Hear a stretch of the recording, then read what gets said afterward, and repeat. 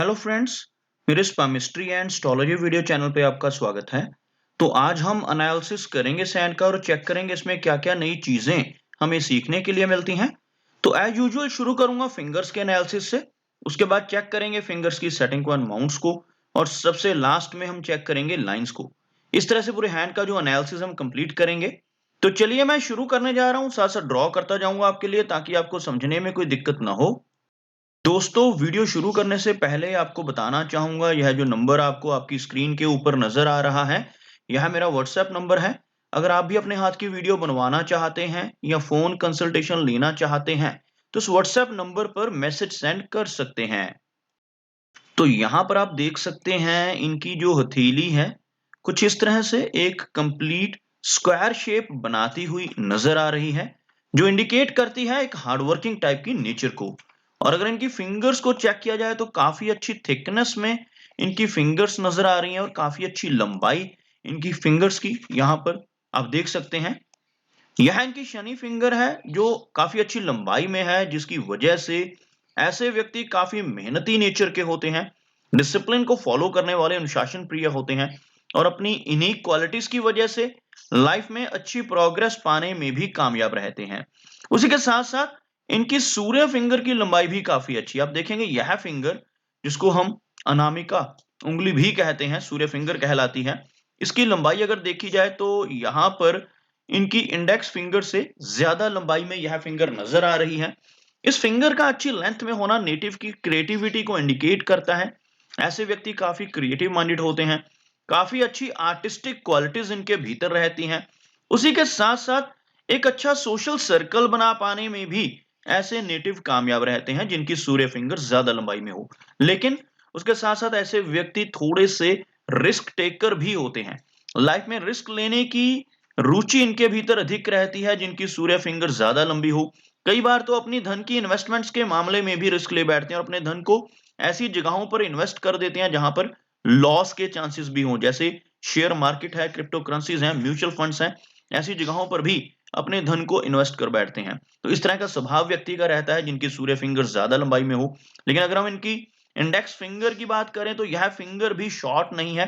बेशक यहाँ पर यह फिंगर इनकी सूर्य फिंगर से थोड़ी शॉर्ट नजर आ रही है, लेकिन अगर हम इंडिपेंडेंटली चेक करें तो यह फिंगर थिकनेस में बहुत अच्छी है। थिक यहाँ आप देख सकते हैं, काफी थिक फिंगर, जिसकी वजह से एनर्जी एंड स्टेमिना तो इनके अंदर भरपूर रहेगा ही। साथ ही साथ काफी अच्छी नॉलेज भी इनकी यह फिंगर इंडिकेट कर रही है। और अच्छी लंबाई में होना बृहस्पति फिंगर का यह दर्शाता है कि नेटिव की लीडरशिप क्वालिटीज भी अच्छी रहेंगी। ऐसे व्यक्ति दूसरों को रास्ता दिखाने का काम कर सकते हैं, काफी अच्छे से लीड कर सकते हैं। अगर किसी संस्था में चले जाएं तो वहां पर एक टीम को लीड करने की कैपेबिलिटी इनके भीतर बाखूबी रहती है। तो इस तरह की क्वालिटीज बृहस्पति के स्ट्रांग होने की वजह से नेटिव के भीतर ऑटोमेटिकली आ जाती हैं। अब बात करते हैं इनकी मरकरी फिंगर की। तो आप यहां पर देखेंगे मरकरी फिंगर लेंथ में काफी अच्छी नजर आ रही है। मरकरी फिंगर की जो लंबाई है सूर्य फिंगर के टॉप फैलेंज तक पहुंचती हुई नजर आ रही है, जिसकी वजह से ऐसे व्यक्ति के कम्युनिकेशन स्किल्स भी काफी अच्छे रहते हैं। ऐसे व्यक्ति दूसरों के साथ बहुत अच्छे से पेश आने वाले, बहुत अच्छे से कम्युनिकेट करने वाले होते हैं। और उसके साथ साथ बिजनेस एक्यूमेन भी स्ट्रांग रहता है जब यह फिंगर अच्छी लंबाई में हो। और इस फिंगर का अच्छी लंबाई में होना नेटिव की कैलकुलेशंस को भी इंडिकेट करता है। ऐसे व्यक्ति कैलकुलेट करने में भी काफी अच्छे होते हैं, और अगर बिजनेस करते हैं तो उसमें भी अच्छी तरह से प्रोज एंड कॉन्स चेक करने की काबिलियत इनके भीतर रहती है। यहाँ पर आपको नजर आएगा एक हल्का सा गैप, कुछ इस तरह का।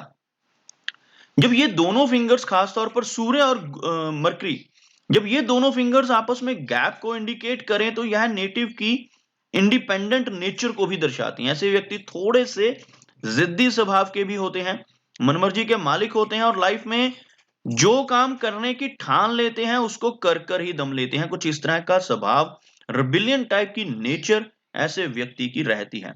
ओवरऑल नेचर की अगर हम बात करें तो आप यहां पर देखेंगे फिंगर्स के ऊपर आपको बहुत ही बारीक सीधी खड़ी रेखाएं भी नजर आ रही होंगी। ऐसी बारीक सीधी इस तरह की रेखाएं अगर हाथ में मौजूद हों तो नेटिव मिलनसार स्वभाव का भी रहता है।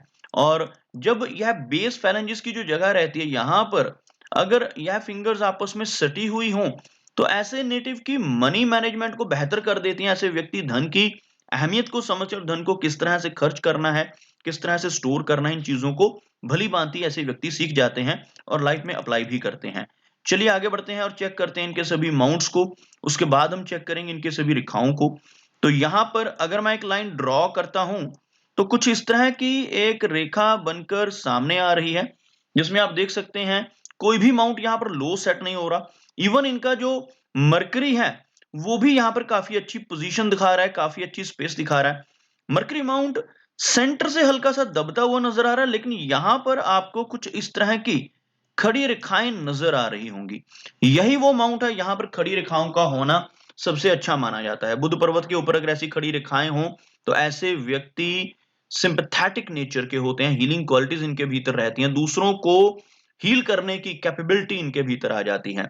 और यह रेखाएँ यहाँ पर होना बिज़नेस एक्यूमेन को भी स्ट्रॉन्ग करती हैं और ऐसे व्यक्ति समाज सेवक हो सकते हैं, किसी न किसी तरह से दूसरों की मदद करने की खूबी इनके भीतर आ जाती है।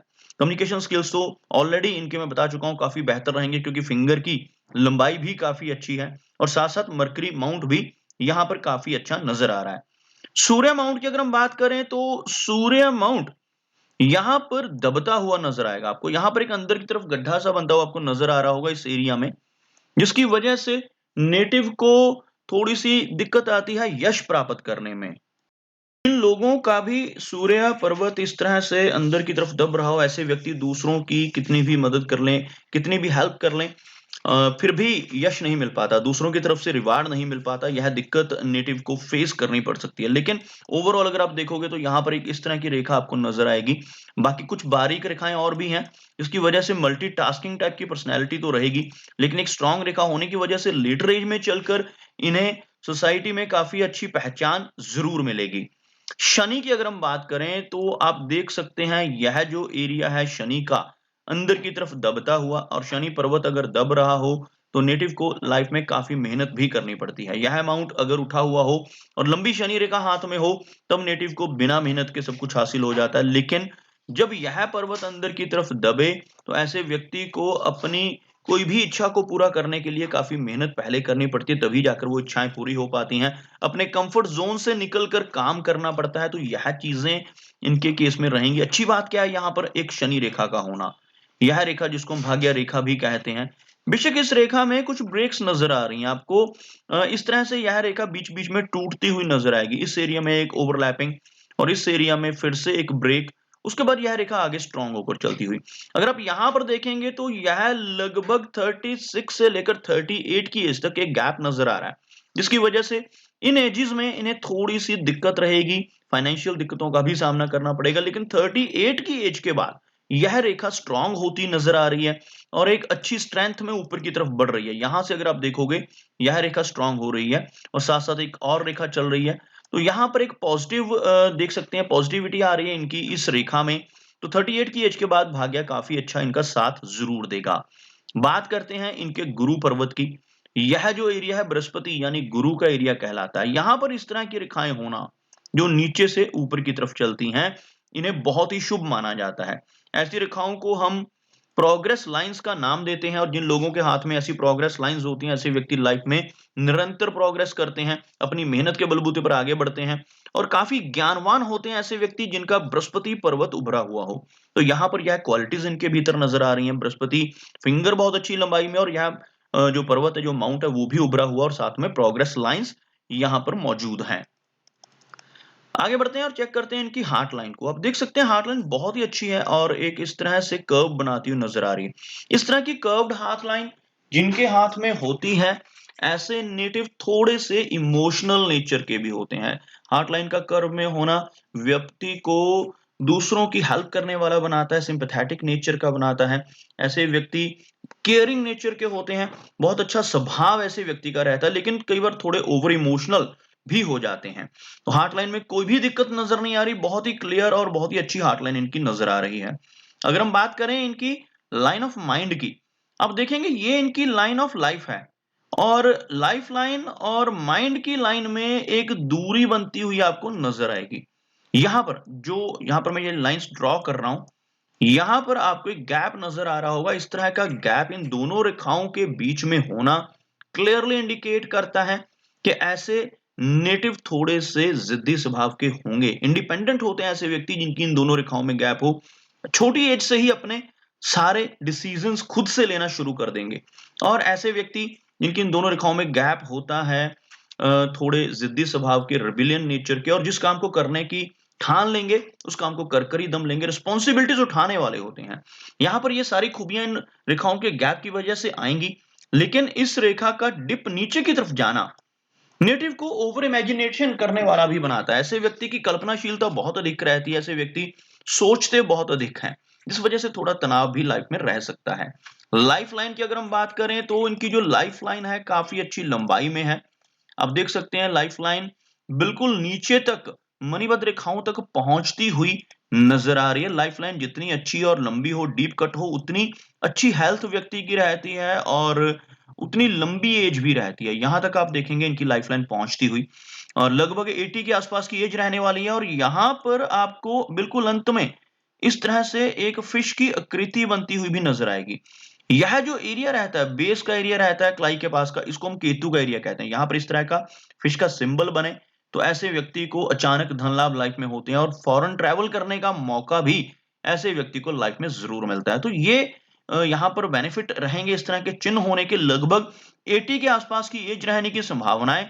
इस तरह की ब्रांचेस का ऊपर की तरफ उठना तरक्की को इंडिकेट करता है। नेटिव की लाइफ में काफी तरक्की भी रहती है। ऐसे व्यक्ति धीरे धीरे अपनी लाइफ में आगे बढ़ते हैं और काफी अच्छी प्रोग्रेस कर पाते हैं। शुक्र पर्वत को अगर हम देखें तो यह जो एरिया है शुक्र पर्वत का, यहाँ पर बहुत सारी वरी लाइंस, इस तरह की रेखाओं का होना मैरिड लाइफ में और फैमिली लाइफ में दिक्कतों को दर्शाता है। ऐसी रेखाओं का होना अच्छा नहीं माना जाता। शुक्र माउंट के ऊपर ऐसी रेखाएं नेटिव को फैमिली से जुड़ी दिक्कतों का और वरीज का सामना करवाती हैं। चंद्र की बात करें तो चंद्र पर्वत यहाँ पर अच्छा नजर आ रहा है। बेशक यहाँ पर चंद्र पर्वत के ऊपर कोई भी नेगेटिव चिन्ह, हल्का सा अंदर की तरफ दबता हुआ यह एरिया और इस रेखा का नीचे की तरफ झुकाव, यह दो चीजें नेटिव को थोड़ा स्ट्रेस दे सकती हैं। अदरवाइज बाकी की रेखाएं यहाँ पर बहुत पॉजिटिव और काफी अच्छी तरक्की को इंडिकेट कर रही हैं। तो दोस्तों ये कुछ एनालिसिस इनके हैंड के बारे में, और मेरी कोशिश यही रहती है कि सभी सवालों के जवाब एक ही वीडियो के थ्रू दे पाऊं। लेकिन फिर भी कोई ना कोई चिन्ह या सवाल रह जाता है, तो इनसे रिक्वेस्ट है कि अगर इनका कोई क्वेश्चन पेंडिंग है तो मुझे व्हाट्सएप पे मैसेज करें। मेरा वीडियो वॉच करने के लिए आपका बहुत बहुत धन्यवाद।